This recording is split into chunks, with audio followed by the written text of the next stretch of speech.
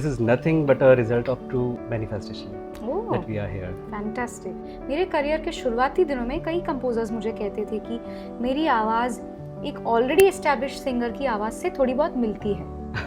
So you are blessed in that thing, Thank you. and that can be easily seen. So that was very initially very challenging और उससे मैंने बहुत कुछ सीखा भी। मैंने देखा कि म्यूज़िक को या फिर खुद को एज अ म्यूजिक शोकेस करने के लिए प्लेबैक सिंगिंग एकमात्र प्लेटफॉर्म नहीं है। तो जैसे आज के बच्चे आ रहे हैं तो पैदा होते ही वो मोबाइल फोन्स देख रहे हैं, उनके They लिए have वो gadgets. नॉर्मल सी चीज़ है। Right, right, लेकिन हम absolutely. एक ऑ के साथ मोबाइल फोन की तरफ देखते थे कि ये क्या चीज़ है। First feeling कि कुछ वायरलेस है हमारे हाथ में. इसकी बात करूँ तो obviously Lata ji is the हाँ। First name that comes to my mind. संगीत की देवी है. उससे- एब्सोल्युटली कि a good guru will never tell you कि मैंने ये बोला है तो यही करो, नहीं, he Definitely. Will give you a spectrum of options. तो वो एक जो एक्साइटमेंट होती है वो हमारे जनरेशन ने उसको उसका लुफ्त उठाया है पूरी Exactly. तरह से। पूरा मजा लेकर उसको जिया है इनफैक्ट. मदन मोहन तो ओहो क्या बात, क्या कहने। लावण्य पूर्णो प्राणो प्राणेशो है लावण्य पूर्णो प्राणो। उनके साथ और भी मैं काम कर पाऊंगी। जरूर सो होगा. आपके मुंह में घी शक्कर।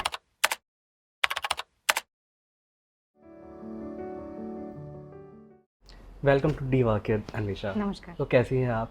ऑल गुड, सब बढ़िया, आप बताइए। मैं एकदम बढ़िया. इनफैक्ट आज तो दिस इज मैजिक कि मैं आपके साथ बैठकर आज बात कर रहा हाउ हूँ. So wonderful. This is nothing but a result of true manifestation oh that we are here. Fantastic. Yeah seriously.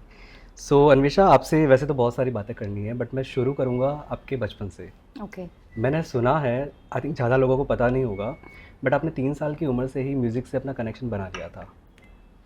Connection बना लिया था एक्चुअली उससे पहले, क्योंकि मेरी माँ गाती थी, तो by the Okay. Grace of that I am second generation musician in the family. Wow, that's great. तो ऐसा नहीं हुआ कि परिवार में पहली बार कोई आया है या आई है जिसने म्यूज़िक ट्राई करने के बारे में सोचा, ऐसा कुछ नहीं था। So it was I was lucky in that way, in that sense. तो म्यूज़िक का माहौल था, जो कल्चर, एक एटमॉस्फेयर होता है घर में, तो वो एक परिवार में ही था पहले। गाने का कल्चर था, गाने सुनने का कल्चर था। लेकिन उसके बाद क्योंकि एक इनहेरेंटली मेरे पेरेंट्स को लगा कि सुर ताल का सेंस है, तो इसको नर्चर कैसे किया जाए। जैसे आप कोई भी क्राफ्ट अगर उसके साथ पैदा होते हो, तो जब तक आप उसको सीखते नहीं हो एक इंस्टीट्यूशनलाइज तरीके से, तब तक वो एक फैला हुआ रहता है आपका टैलेंट। राइट. तो उसको समेटना पड़ता है। तो समेटेगा कौन? एक अच्छा गुरु। तो मेरे माता पिता, it was a wise decision on their part. They took me to my guruji Shri Jain Sarkar. तो वहाँ से मेरी जो शास्त्रीय संगीत की तालीम थी वो शुरू हो गई। So I started formally learning music. तो बचपन में म्यूज़िक के साथ मेरी परिचय इस तरह से हुई। That's really nice. और पेरेंट्स तो पहले गुरु होते ही है. जी बिल्कुल। तो उनका रोल तो बहुत अहम है कि वो हमारे टैलेंट को पहचाने और फिर उस तरफ हमें आगे बढ़ाएं. जी। जैसे आपने नाम लिया कि गुरु होना लाइफ में बहुत ज़्यादा ज़रूरी है. जो हमको जो तालीम चाहिए वो हमें सही डायरेक्शन में वो तालीम दें, और आज जहाँ पर आप हैं डेफिनेटली आप उनकी वजह से ही हैं. So this is really great to know. And Anvesha, जैसे बचपन में जो आप में म्यूज़िक की समझ थी, आई थिंक हम थोड़े से इमेच्योर होते हैं, हम उतनी बारीकियाँ नहीं समझ पाते हैं. आज आप बहुत आगे बढ़ चुकी है, ऑलरेडी एक प्लेटफॉर्म पर है. तो उस टाइम जो म्यूज़िक की समझ थी और आज की जो म्यूज़िक से रिलेटेड फिलोसॉफी है, उसमें क्या डिफरेंस है आपके हिसाब से? देखिए, बचपन में क्योंकि मैं इंडिया जैसे एक देश में पली बड़ी हूँ, यहाँ मेरे ख्याल से हम सभी जो सिंगर्स बनने का ख्वाब देखते हैं, उन सभी के लिए प्लेबैक सिंगिंग का एक अलग दर्जा होता है। मेरे लिए आज भी है।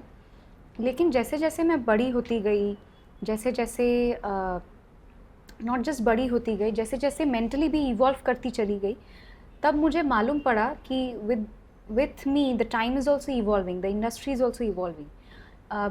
जब मैं छोटी थी तब वेब सीरीज़ का कल्चर नहीं था। राइट. तब OTT प्लेटफॉर्म्स नहीं हुआ करते थे। तब सोशल मीडिया था, पर इतना ज़्यादा उसका that upsurge of social media कि सोशल Right. मीडिया के बिना हम कैसे ऑपरेट करेंगे। अ lot of things, a lot of content also depend on social media for their popularity and reach these days. हम सभी एज आर्टिस्ट भी मैंने अपने करियर में देखा कि किस तरह से मेरे शुरुआती दिनों में ये चीज़ इतनी अहमियत नहीं रखती थी, लेकिन आज की डेट में रखती है। एक आर्टिस्ट के लिए डिजिटल फुटप्रिंट कितना इम्पोर्टेंट है, उसके लिए एक टीम्स होती है जो ख़ास कर इसी चीज़ में स्पेशलाइज्ड है। सो बहुत सारी चीज़ों को मैंने बदलते देखा, I saw lot of transitions. तो इतनी सारी चीज़ों में जैसे जैसे जैसे बदलाव आती गई, ऑब्वियसली म्यूज़िक की जो फ़िलॉसफी है, जो सेंसिबिलिटी है, उसमें बदलाव आना तो लाजमी था।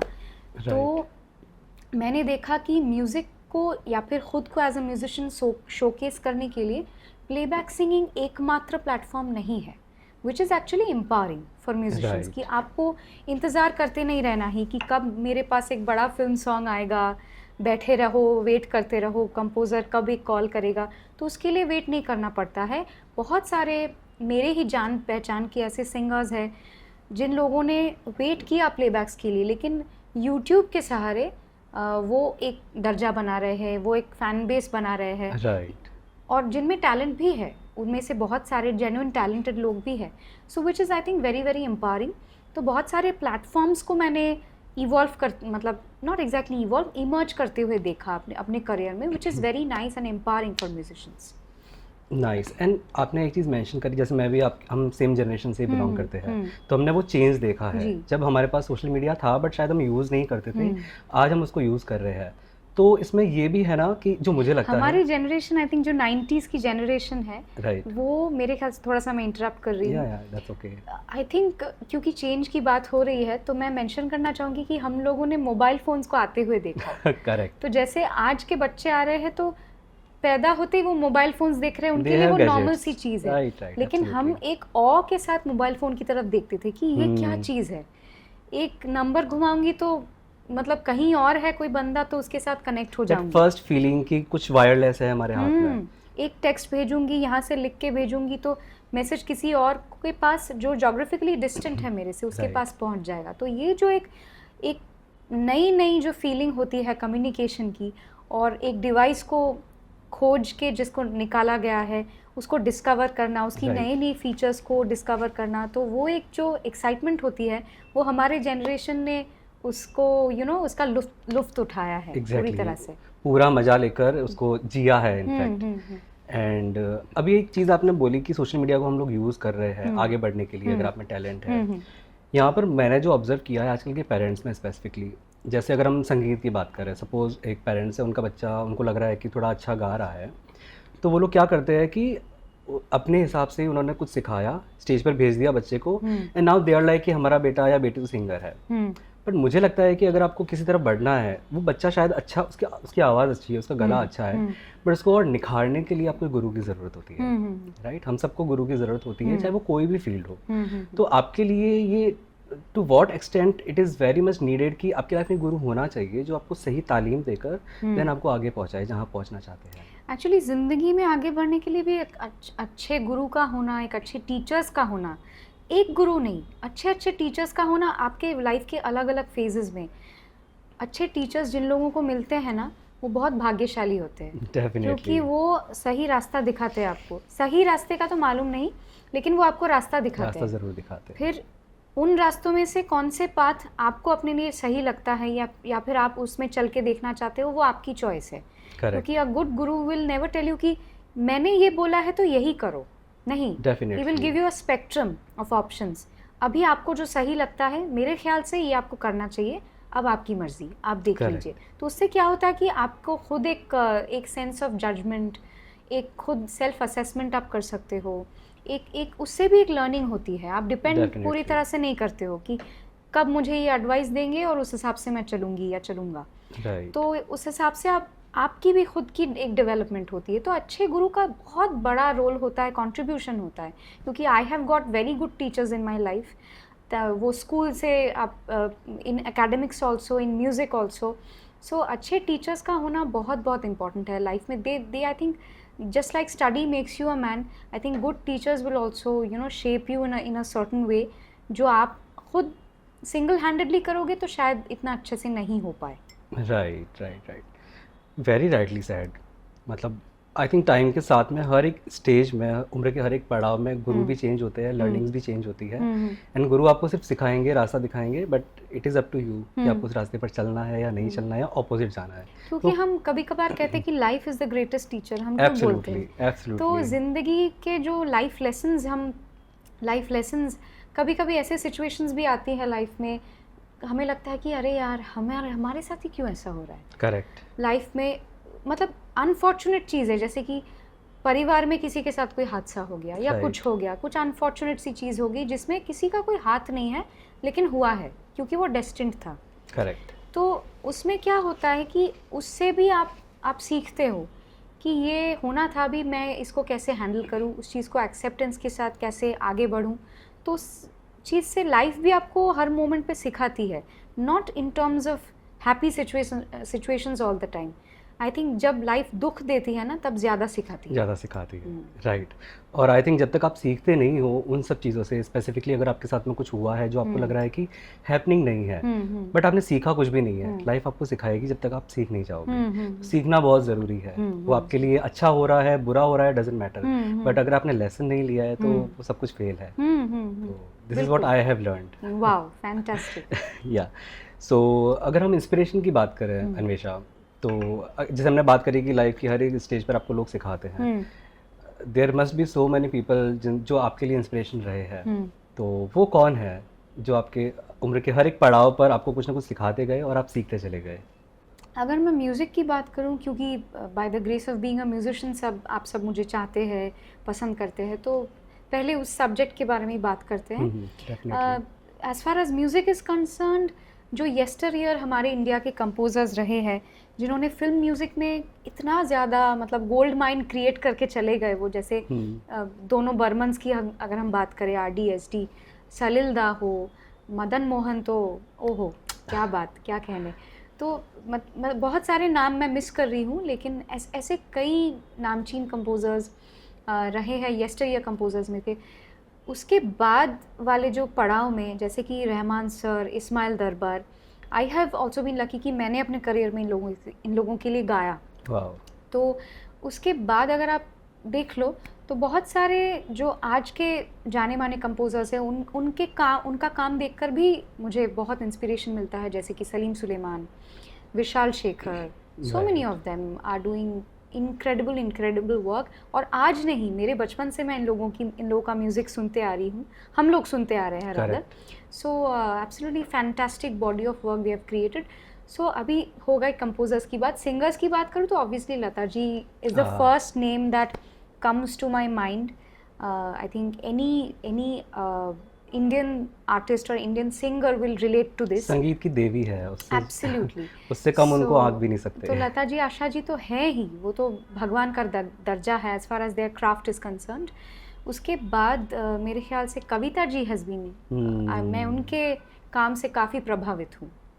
Yeah, I also love her. Yeah, तो so many people out of not this generation but इसके प्रीवियस जनरेशन में, जैसे शंकर महादेवन हो, जैसे कंपोजर्स में से अजय अतुल का नाम मैं मिस कर गई। सो अजय सर, मैंने एक ही काम किया है अब तक उनके साथ, तो but fantastic, I just love their work. अगर यूनिवर्स ने चाहा तो इन फ्यूचर उनके साथ और भी मैं काम कर पाऊँगी। सो आपके मुंह में घी शक्कर। सोनू जी है, सोनू जी को बचपन से मैंने आइडियलाइज किया है। सुनी दीदी, श्रेया दीदी तो है ही, वो तो जनरेशन वाइज मेरे से क्लोज भी है इन लोगों की तुलना में। So a lot of names I am missing out. Javed Ali है। Generation wise I think the closest is Arijit Singh. So he is such an inspiration for the entire nation.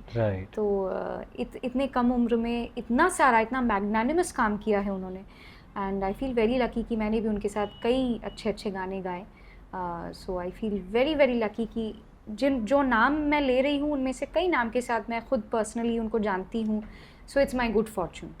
हाँ, दैट्स ग्रेट। ये सारे तो आपके इंस्पिरेशन रहे हैं, लेकिन आपको पता होगा कि आप खुद बहुत बड़ी इंस्पिरेशन है बहुत सारे लोगों के लिए। Thank you. बहुत सारे ऐसे लोग जो सिंगर बनना चाहते हैं या परफॉर्म करना चाहते हैं, वो आपको देखते हैं, आप उनके आइडल है, आपके जैसा बनना चाहते हैं, बट आज वो आपको आइडल मान रहे हैं, लेकिन ये यहाँ तक पहुँचने में एक बहुत लंबी जर्नी आपने तय करी है, जहाँ पर ज़रूर आपको लगा होगा कि कुछ कमियाँ हैं, इनको सुधारना चाहिए, जो वीकनेस है उनको स्ट्रेंथ में आपने चेंज किया होगा। तो ऐसा क्या था, ऐसी क्या चीज़ें थी जो आपने बदली है और वो आज आपकी स्ट्रेंथ बन के निकल के आ रही है? It's a very very good question. Weakness तो ये बहुत ही रिलेटिव चीज़ है। जिस चीज़ को आप वीकनेस समझ रहे हो या फिर कुछ लोग आपको कह रहे हैं तो उसको आप वीकनेस की तरह परसीव कर रहे हो, ज़रूरी नहीं कि वो आपकी वीकनेस ही हो। जैसे मेरे घुंघराले बाल हैं, तो कई लोगों को लगता है कि अरे हमें भी ऐसे बाल चाहिए, लेकिन घुंघराले बाल मेंटेन करना बहुत मुश्किल होता है। सो मेरे हिसाब से ये इतने कन्वीनियंट नहीं है, लेकिन लोगों को अच्छा लगता है। सो आप इसको स्ट्रेंथ कहेंगे या वीकनेस? सबके तो लिए अलग अलग हाँ, वो डेफिनेशन है रिलेटिव है, इसकी। बहुत ही रिलेटिव है। वो पर्सपेक्टिव पे डिपेंड करता है, लेकिन राइट। फ्रॉम अ वेरी अगर स्ट्रेट तरीके से मैं इसका जवाब दूं तो मैं यही कहूँगी कि मेरे करियर के शुरुआती दिनों में कई कंपोजर्स मुझे कहते थे कि मेरी आवाज़ एक ऑलरेडी एस्टैब्लिश सिंगर की आवाज़ से थोड़ी बहुत मिलती जुलती है। तो उन्होंने मुझे एडवाइस किया कि आप इनके गाने सुनना कुछ दिन के लिए बंद कर दो, ओके। ताकि वो इन्फ्लुएंस ख़त्म हो जाए। मैंने वही किया और वो धीरे धीरे ख़त्म होता चला गया। मैं दूसरे सिंगर्स जिनका स्टाइल मेरे से बिल्कुल नहीं मिलता उनको ज़्यादा सुनती थी, ताकि उनके वोकल कल्चर्स का थोड़ा सा प्रभाव आए। और ख़ुद के गाने जैसे it's like on the job training, जैसे मुझे मौका मिलता चला गया, माइक का एक्सपीरियंस बढ़ता चला गया, वैसे वैसे ही मैंने ख़ुद को डिस्कवर किया कि उससे पहले ओरिजिनल गाने में मैं एक इमोशन को कैसे इमोट करूँगी, मैं रोमांटिक गाने को कैसे इमोट करूँगी या फिर सैडनेस को कैसे इमोट करूँगी, तो उसका आइडिया मुझे नहीं था। उसका रीज़न ये है क्योंकि मेरे पास ऑलरेडी रेफरेंस है, या तो किसी लता जी के गाने का या फिर किसी कविता जी के गाने We का। are blessed in that thing. या ऑलरेडी इतना खूबसूरत रेफरेंस है, तो जब तक उस रेफरेंस से निकल के आपको एक ओरिजिनल कॉम्पोजिशन आपके सामने नहीं रखा जाएगा कि इसको आप कैसे गाओगे, ये गाना पहली बार आप सुन रहे हो, इसका कोई एग्जाम्पल नहीं है, आपका ही ओरिजिनल है, तो उसका जैसे जैसे हैबिट वो आई एम वेरी लकी कि मुझे अपॉर्चुनिटीज़ भी मिली। अगर अपॉर्चुनिटीज़ टाइम पे नहीं मिलती तो शायद ये डिस्कवरी नहीं पॉसिबल थी। तो आई ओ दैट टू माई कंपोजर्स जिन्होंने फेथ रखा एक छोटी सी बच्ची पे। और मुझे उस उम्र से ही after that reality show phase, ऐसा नहीं कि मुझे बच्चों के गाने के लिए बुलाया गया, सारे बड़े हीरोइंस के साथ, हीरोइंस के मतलब बड़े हीरोइंस पर्दे पे होती थी और उनके लिए मैं प्लेबैक कर रही थी from that age. So that was very initially very challenging, और उससे मैंने बहुत कुछ सीखा भी, क्योंकि एज वाइज मैं बहुत सारे गानों के इमोशंस उस वक्त समझती नहीं थी, लेकिन मुझे समझ के थोड़ा बहुत समझ के वो डिलीवर समझती थी। हाँ, उसका एक लैंग्वेज होता है, मेलोडी का एक लैंग्वेज होता है, तो उसकी भाषा को समझ के मैं इमोट करने की कोशिश करती थी, तो वो उसमें काफ़ी लर्निंग मिली मुझे। अन्वेषा, 2008 में मैं आपका शो देखा करता था, दैट छोटे उस्ताद अमू, एंड जो अभी आपने बोला उस टाइम यू वर लाइक 12 और 13 इयर्स ओल्ड। जब हम देखते थे तो वी वर अमेज्ड कि इतनी छोटी सी लड़की इतना मेच्योरिटी के साथ में कैसे गा सकती है। शायद आपको रिलेशंस या इमोशंस की, आप जो बता रहे थे कि उतनी समझ उस एज के हिसाब से नहीं होगी, बट म्यूज़िक की समझ बहुत अच्छी थी। अब आई थिंक शुरू से ही आप में वो मेच्योरिटी भगवान ने दी है तो you are blessed in that thing and that can be easily seen. Thank you. Thanks to my gurus also, उनका जैसे उनका कंट्रीब्यूशन रहता है कि आपकी सेंसिबिलिटीज़ को वो शेप करते हैं। बट जैसे हमने बात करी कि गुरु सिखाते चलना तो आपको है, तो उन्होंने आपको सही राह दिखाई, बट आप चले। हाँ, तो it's a matter of combination. या एब्सोल्युटली। एंड अच्छा, ओके, अगर हम बात करें तो आप अभी आगे है और आगे जाएंगी आप, एंड हम और बड़े लेवल पर आपको देखना चाहेंगे। बट यू नो अन्वेषा, मैंने नोटिस किया है कि जो फर्स्ट आपकी लाइफ की चीज़ होती है ना, वो बहुत मतलब आपको याद रह जाती है हमेशा के लिए। तो ऐसा कौन सा गाना है जो आपने फर्स्ट कभी सुना होगा, आपके जहन में बस गया और आज भी वो जब आप गाएंगी तो आप वहीं पहुंच जाएंगी, मुझे सुनना है वो गाना? वो एक हम लोग बंगाली में रविंद्र संगीत बोलते हैं, टैगोर सॉन्ग, क्योंकि मेरी माँ रविंद्र संगीत गाती थी, तो वो एक, I think that's one of the first या सेकंड, याद नहीं है, लेकिन that is one of the initial songs that I used to listen from her and sing. लावण्ये पूर्ण प्राणो प्राणेषु हे একিলা বন্যে পূর্ণ প্রাণ প্রাণে সোহে আনন্দ বসন্ত সমাগমে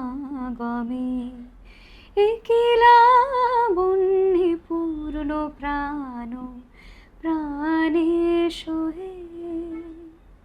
वाह ओह माय गॉड, मतलब आपको इस तरीके से सुनना इट्स अमेजिंग।